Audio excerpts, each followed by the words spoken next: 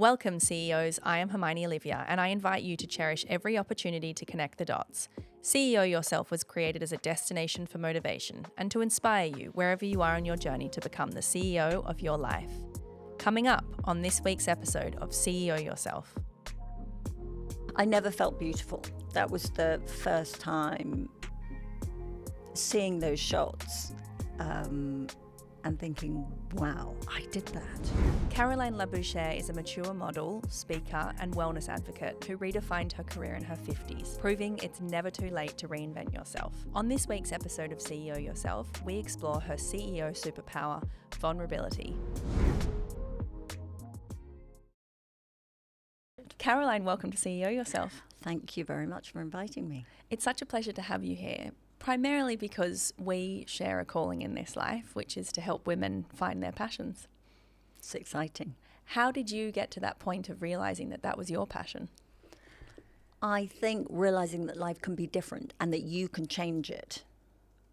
Only we can change our lives, and that's allowing yourself. And I think women are brought up to do for others. So you're living under your parents, and then you mosey along, and then maybe you get married. So then you're, certainly for me, I was wife of, because my husband was in the army, so I had his number. So therefore I was not in a bad way, but I was living under him. And then moving on, you've got kids. So then your life is ruled by the whole family thing. And you're the mother of. And then you're the mother of, exactly. Still the mother of, but I don't think we're taught to understand that life can get better after that. That we're sort of supposed to sit on the sofa and wait to become grandparents and be of use again. Let's talk about reinvention, because you reinvented yourself at the age of 54. Yes. You decided to become a model, or an opportunity arose. You took it. Who knew?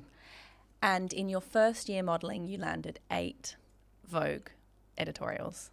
Well, it was the same company, but they had 8 full-page ads in Vogue. And when they offered me the job, they said, "And how much money would you like?" And I thought, "Oh my God!" I was a school receptionist at the time. I think, well, as soon as they mentioned Vogue, it's like, "What? You can pay?" You're like, "I'll do it for free." Exactly. So I said, "David," I looked at my husband, and we came up with £1,000 because we thought it was quite a big amount of money.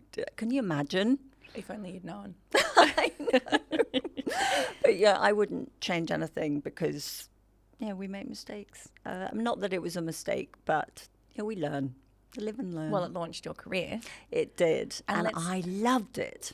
Amazing. Let's talk about how it felt to reinvent yourself at that age, and how it came to be, and what it's done to your self-confidence and your life. I never felt beautiful. That was the first time seeing those shots and thinking, wow, I did that. I hadn't modelled before. It's your upbringing, isn't it? You're taken through a journey of life and taught things that you take for granted. So you're not supposed to talk about money. You're brought up not to talk about money. You're not supposed to talk about, or you're not supposed to be vain. You're not supposed to talk about what you do for yourself. It's always doing things for other people, and just not talking about looking after yourself, not caring. And, well, it isn't not caring, but Mum didn't wear makeup. She didn't go to the hairdresser. She didn't really wear nail varnish. She looked great. She beautifully turned out, always immaculate, but didn't do any of those things that other mothers did. And, as a child, you're like, my goodness, have you seen so-and-so's mum? Wow, she looks amazing. She has red nail varnish on. So I wasn't allowed to wear heels until I was, or any kind of a heel, until I was about, 16. And you look at the little people now. Do you feel beautiful now? I do feel beautiful now. That's amazing. And the thing is that you have to be beautiful, you have to feel beautiful. I'm intrigued, though, that in a journey in the modelling industry, you have then come to that place of feeling beautiful, because it could have worked the other way, perhaps. Yes, except I think that models of my age are all very individual, more individual than younger ages, because I think we have a stronger identity of who we are. We're not trying to mold ourselves to fit. We are who we are. We speak the way we speak. And if you don't like it, then I'm not the right person for the job. Maybe that person is. I think that changes as you age. So the natural question is, what advice would you give to the listener out there at any age or phase of their life who's thinking, I'd love to go and do something completely different? You know, you were a school receptionist? Yeah, I was 6.5 years. To a model in Vogue? Yes, but it wasn't an agenda. I had never thought about doing anything. That was my job, and I was very happy doing that job. I didn't know there was anything on the cards, and I certainly wasn't looking for it. So I think that the most important thing is that if an opportunity arises, you have to grab it. Don't and ah about it, because it may lead to something else. And it's all if you don't try it, you never know. I mean, it could have not worked out. And now modelling isn't the most important thing that I do. It's getting people to be excited about something. That's the most important thing. And if you don't know what that is, then that's getting a piece of paper out and start just writing down words that come into your head and putting it on the wall, and then another word, and just keep adding it. And one day something's going to light a light bulb, like a lady that I met a few years ago who opened a pet shop, that she'd always wanted a pet shop, and she was 50, and she did it, and she loves it. I think it's just it's in there somewhere. This is a big part of what I teach with CEO Yourself, is that you have to have a vision, a strategy, and then the lifestyle to support it. Now that all gets a bit scary for me. Well, for me, this is what I've been diving into in my own time is around the vision of like visualizing your dream life. But the message again that we share is it's not the vision that your parents want for you or society wants for you, or that, you know, perhaps because you've studied for 6 years doing that thing that you necessarily need to follow. It's the vision, exactly as you said, that sparks the fire in you and feels true to who you are. Yeah. And makes you feel alive. And that could be teaching ballroom dancing. It can be anything that makes you feel good and it doesn't feel like work. And that's what I love about your brand and your profile, and what, in exploring you in preparation for today, you do spark joy. And I don't know if you intend to, but you talk about confronting your fears, but also feeling magic in every day and feeling alive. You know, life being a little bit scary is a good thing. Yeah, it is. And that seems to be how you live.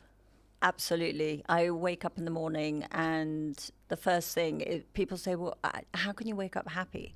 Well, I don't. Sometimes I wake up and I think, but then I've got a little dog and she just turns me to mush. Our dog is now our child because the children have gone. And I've melted. That's the first thing. So she gets out of bed. She does a stretch. So I do a stretch. And then we go and have coffee and the day starts. So you have become not only a beauty advocate, but a wellness advocate. And I hear stretching is new to your routine. It is. I did bodybuilding. I decided, because I like to have a mission. So I thought, okay, I'm going to become a bikini model and do that. And it was horrible. Absolutely hated it. At 6 months, I was actually doing a live with my husband. And I turned to him and I said, by the way, I've stopped. And he looked at me and he said, thank God. Because I was getting depressed. I didn't like the way it was changing my body at all, because I'd been a runner all my life, so lean, and that's what I like, long and lean, and suddenly I was bulking up and things were not fitting the same way, but I'd given myself the mission of doing it, so I felt bad that I was giving up on it, but it was not doing good things for me. So I didn't even know my husband wasn't happy about it. That shows what a good husband he is. But yeah, so that was 6 months. Then, so we ran a 100-kilometer race together. That was one of our missions. And then I thought, right, I'm going to do the splits. Never done the splits before in my life. So I thought, right, by the time I'm 60, that was my mission. And I was 60 last July. And all the way through, I'm saying to these teachers, do you think I can't do it? Do you think that there are people, like people can make cakes or they can't make cakes? Do you think that some people cannot do the splits because of their bodies? No, you can do it, you can do it, you can do it. It took me a year and a half and I did it. So I was so happy. That's Can't do it now, remarkable. but I ticked the box. Let's talk about your missions. You do a mission every year?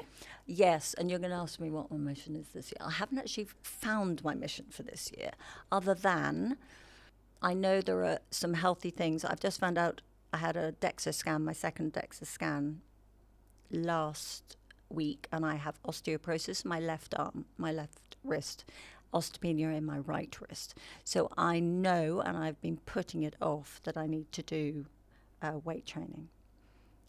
But I really have been, I don't like it.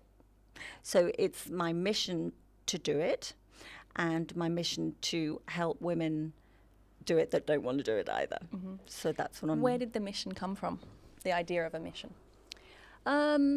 Because that's what makes life exciting. I love a challenge, and like the run was horrible, really horrible. It took us over 16 hours. I was with David, thank goodness, and we... Non-stop? Yes, yeah. Where did in you England. Do it? Oh, I was going to say, I hope you didn't do it in Dubai. No, but there were hills, and we don't have hills, and muddy ruts, and... Yeah, it was cold too at 2:00 in the morning when we finished. So it's putting yourself out of your comfort zone. And I find I'm intimidated when I go to the gym. I go to the gym to go to my stretching classes, and I'm walking through the gym. So there is no reason not to go in there. But it's black and it's dark and it's scary and it's full of women with muscles and men. I just don't like. I don't find it a nice place to be. But I've got to do it because I don't want to end up in a wheelchair. I don't want to end up in a hospital with a broken limb. How do you overcome that voice within that says, I don't want to do it? Because it sounds like you've taken on so many scary paths in your life, which so many of us can relate to. It's not a choice. That's an interesting perspective. It isn't a choice because... Having had a grandmother who was in old people's home for years, I'm not doing that. Mm-hmm. So how can I tell you to think about how you could make your life better if I'm not doing the same thing? Mm-hmm. Doesn't mean say I'm a green, do everything right person. You just have to pick the little things that work for you, because otherwise you're going to give them up. But well, it's February. Is it February? Are we in February? Yeah, February. We're flipping out. We're in February, and I haven't started the weight thing, but I'm going to, especially with we're finding out that I have the osteoporosis in my left arm. So, what are the routines and habits that you adopt that worked for you? The stretching, I love. But we challenge each other at home, David and I. So we'll squat while we're waiting for something to cook, and just do all sorts of things, standing on one leg, things. It sounds like you have an amazing relationship. Luckily, we're both on the same page. I think that really helps. Let's talk about wellness then, because as I said, you've become a bit of a wellness advocate. What is it that you've learnt in your years? You said that turning 60 has been the best year of your life. It was last year, best year. And I imagine that is because you are feeling so well and vibrant and alive. And knowing that you can still have firsts. That is the most exciting thing. Mimi and I were given Ferraris each for 3 days. And I'm thinking, how did this come about? We're both driving around in Ferraris. And I've never wanted to drive one. I mean, it just hasn't... I don't understand. I don't understand why this is happening, but it was the most fun. Was it? It was. It really was. I'm driving on, and it's making all the noise, and I'm thinking, I love it. I wouldn't want one because I just like to drive over curbs and everything, but it was the best feeling. And I'm 60 and I'm driving a Ferrari. Feeling and alive. Then that afternoon in my Ferrari, I got to drive to go on the Ralph Lauren yacht. So it's just so random how life can be, but it can be so exciting. But it's interesting how you were saying that you can manifest, you can write down what you want, but you have to believe those things are absolutely possible. I have a vision board, I have affirmations, but if you're way down at the beginning of the journey, it doesn't seem possible. Mm-hmm.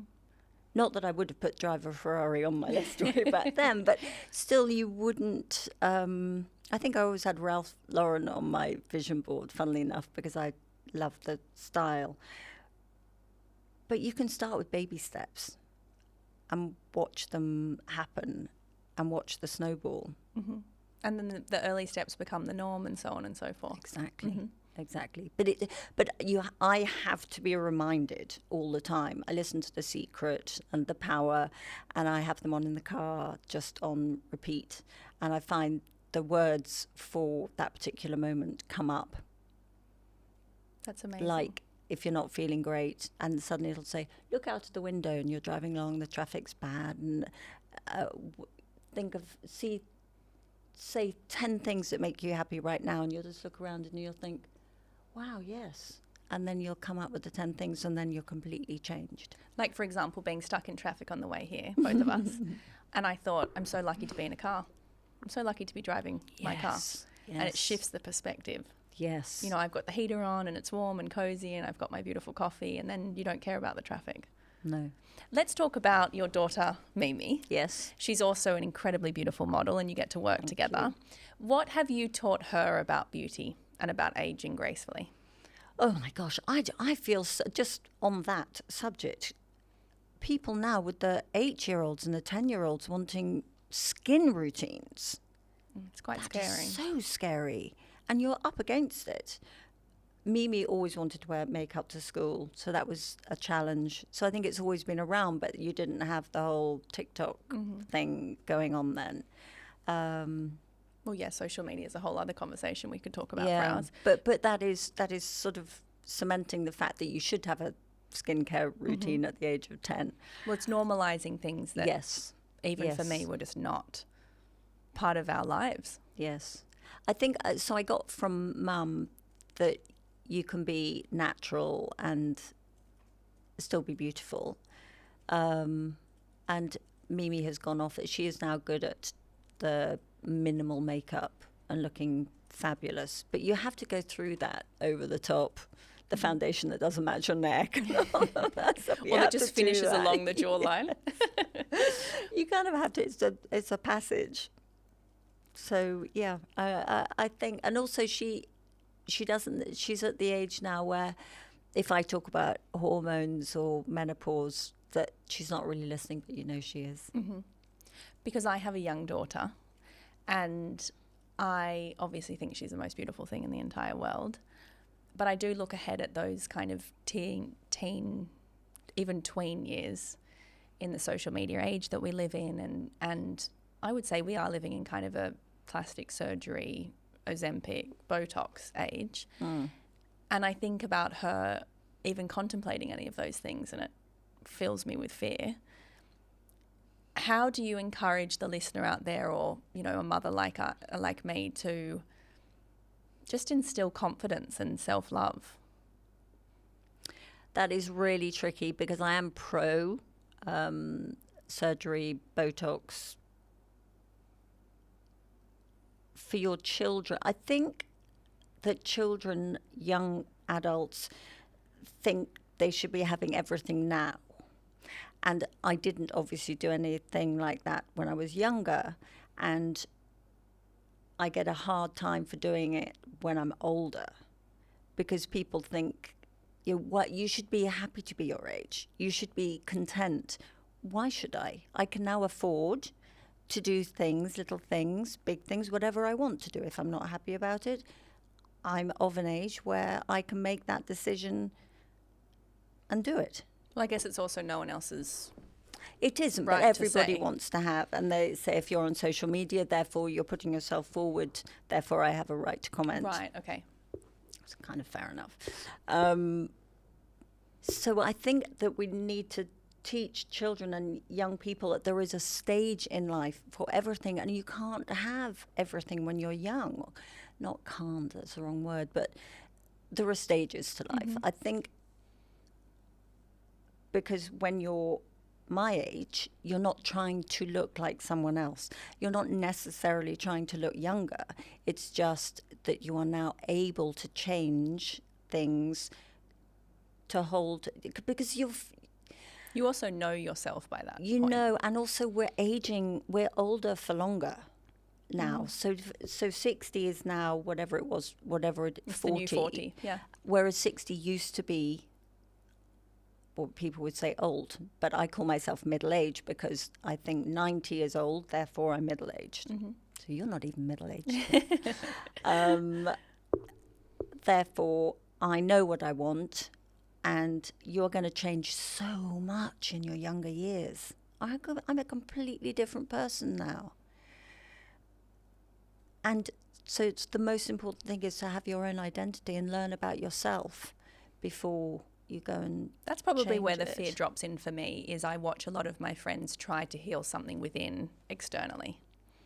So they think that by, taking Ozempic or doing, having a boob job, that they're going to feel better about themselves within. I tell you what, having a boob job is amazing though. Having your boobs back where they were originally is fabulous. No, of perhaps at a certain age, but if you're doing it in your 20s, Yes. and often I have seen that in actual fact it doesn't heal within, it makes the problem worse, and then they're Right. seeking further validation and so on, which is right. probably my because fear. that was a plaster, and now you've got to find another plaster. Yeah. Yeah. So I guess, is your advice to support her inner journey? I think if she wanted boobs, she doesn't have any boobs. She'd be really annoyed I said that. But if she wanted them, I would support her in having that, but I would find out why she wanted to do it. And she's got kids to come. Her boobs are going to change. Therefore, is now the right time? So we'd have a pretty good conversation and probably go to 3 or 4 doctors. And I think if you find a doctor that says no to you, they're going to be the best doctor. And because I went to the same doctor for 6 years to ask for a lower facelift, and she said no for 6 years. And I just stuck with her because I love that. It's very so honest. You find an honest doctor. So it's the people that you hang around with, isn't it, that are going to help you along that journey. Your CEO superpower that you've chosen is vulnerability. And one of my favourite quotes is strength through vulnerability. Why does vulnerability resonate with you as your superpower? I think it's really important to be honest. I don't use a filter. I always say it's because I wouldn't remember which filter I'd used. And also with the whole menopause thing, you get brain fog. So I don't even remember. There's no point lying because I'm not going to remember what I lied about. So it's just much better. And people, I think you can see in somebody's face. I think vulnerability and emotion, I think we kind of lost that to a certain extent. Eye contact. I had an angiogram a couple of years ago. I have a perfectly healthy heart, but I was able, because I was working at the hospital, to get an angiogram.